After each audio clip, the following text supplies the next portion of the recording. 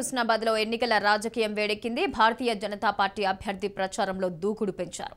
ఏ గ్రామానికి వెళ్లినా ప్రజల స్పందన అద్భుతంగా ఉంది. ప్రజల అభివృద్ధి కాంక్షించే సుస్థిరమైన ప్రభుత్వం బీజేపీ రావాలని ప్రజలు కోరుకుంటున్నారన్నారు. కేంద్ర నిధుల ద్వారానే పల్లెలు అభివృద్ధి చెందాయి. బీఆర్ఎస్ నాయకుల అవినీతి పోయిందంటూ తప్పకుండా ప్రజలు తనను గెలిపిస్తారు అంటున్న హుస్నాబాద్ బీజేపీ అభ్యర్థి బొమ్మ శ్రీరామ్ చక్రవర్తితో reporter Raju face to face. ప్రధాన పార్టీల ప్రచారం అయితే హీట్ ఎక్కింది. ఇప్పటికే ప్రధాన పార్టీల నాయకులు ఒకరిపై ఒకరు విమర్శనాస్త్రాలు చేసుకుంటూ ముందుకు పోతా ఉన్నారు. ఇక్కడ బీజేపీ అభ్యర్థి మనతో ఉన్నారు. ఏ విధంగా వారి ప్రచారం సాగుతుంది తెలుసుకునే ప్రయత్నం చేద్దాం. చెప్పండి, హుస్నాబాద్కి సంబంధించి ప్రచారం ఏ విధంగా సాగుతుంది, మీ విజయం ఏ విధంగా ఉండబోతుంది? భారతీయ జనతా పార్టీ కార్యకర్తలు ఉత్సాహంతో ఊర్లుతున్నారు. ఏ విధంగానైతే గ్రామాన మాకు మహిళలతోని యువకులతోని ఏదైతే వస్తున్న ఆదర్శము వాళ్ళకున్న ఒక ఉత్సాహం చూపెడుతున్నారో కనబరుస్తున్నారు. రాబోయే కాలంలో ఖచ్చితంగా ఇక్కడ భారతీయ జనతా పార్టీ గెలుస్తుందని చెప్పి మాకు ఒక నమ్మకం కలుగుతూ ఉన్నది. హుస్నాబాద్ ప్రజలు ముఖ్యంగా మీకు ఎందుకు ఓటేయాలి? మీరు హుస్నాబాద్కి ఏం చేయబోతున్నారు? అసలు ఎవరన్నా ఇక్కడ అడిగే అర్హత ఈ మూడు పార్టీలలో ఉన్నదంటే ఒకటి బొమ్మ శ్రీరామ్ చక్రవర్తికి అంటున్నాను. మాకున్న ఈ ప్రాంతంతో సంబంధాలు సుదీర్ఘ సంబంధాలు, దాదాపు 50 సంవత్సరాల నుంచి ఈ ప్రాంతంలోనే ప్రజాసేవలో అనుగుణం కాబట్టి డెఫినెట్గా అదొక హక్కు అనుకుంటున్నాము. అధికారం ఉన్నా లేకున్నా ప్రజాసేవలో ఉన్నాము.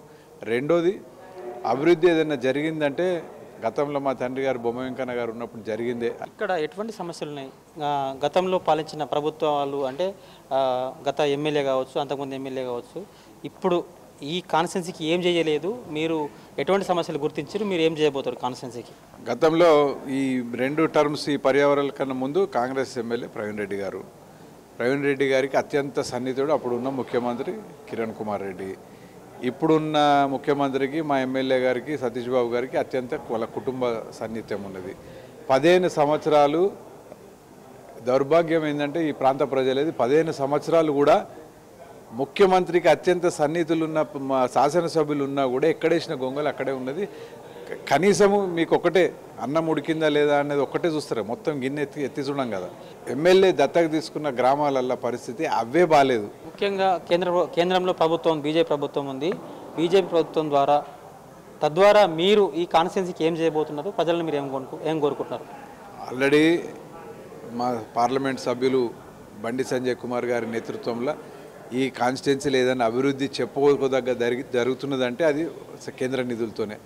ఇవాళ సిద్దిపేట నుంచి ఎల్కతుర్తి వరకు ఏదైతే హైవే నడుస్తున్నదో నేషనల్ హైవే 600 కోట్లది, అది వర్క్ కూడా స్టార్ట్ అయింది.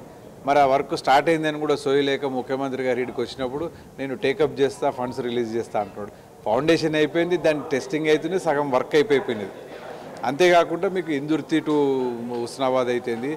చాలా మటుకు గ్రామాలలో ఉన్న హైమాస్ట్ లైట్స్, సీసీ రోడ్సు, మరుగుదొడ్ల వ్యవస్థ అయినా కూడా ఏది ఉన్నా కూడా అది కేంద్ర ప్రభుత్వం నిధులే, నరేంద్ర మోడీ గారి నాయకత్వంలో వస్తున్నది.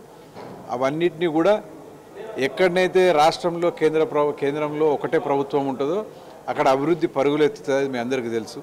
అదేవిధంగా తెలంగాణలో కూడా ఇక్కడ డబుల్ ఇంజన్ సర్కార్ రావాలంటే భారతీయ జనతా పార్టీకి ఓటేస్తే ఖచ్చితంగా అభివృద్ధి వేగంగా ఉంటుంది. మీరు ఈ ప్రజలకు ఏం కోరుకుంటారు? లాస్ట్గా మీ ప్రజలకు ఏం చెప్పబోతున్నారు? ఈ ప్రజలకు నేను ఒకటే చెప్పదలుచుకుంటున్నా, ఈ ప్రాంతానికి గతంలో శాసనసభ్యులు ఎవరైతే ఉన్నారో హుస్నాబాద్కు ఇప్పుడు కొత్తగా బయట నుంచి వస్తున్న వాళ్ళు వివిధ పార్టీల నుంచి మేము ఏదో చేస్తామని చెప్తున్నారు, కానీ వాళ్ళ చేతిలో చిత్తశుద్ధి లేదు. చిత్తశుద్ధి అనేది ఒక్కరోజుతో వచ్చేది కాదు. ఏళ్ళ తరబడి ఆ ప్రాంత ప్రజల పట్ల ప్రేమ, ఆ ప్రాంత అభివృద్ధికి పాటుపడుతున్న చిత్తశుద్ధి ఉంటుంది. చిత్తశుద్ధి వాళ్ళకి లేదు.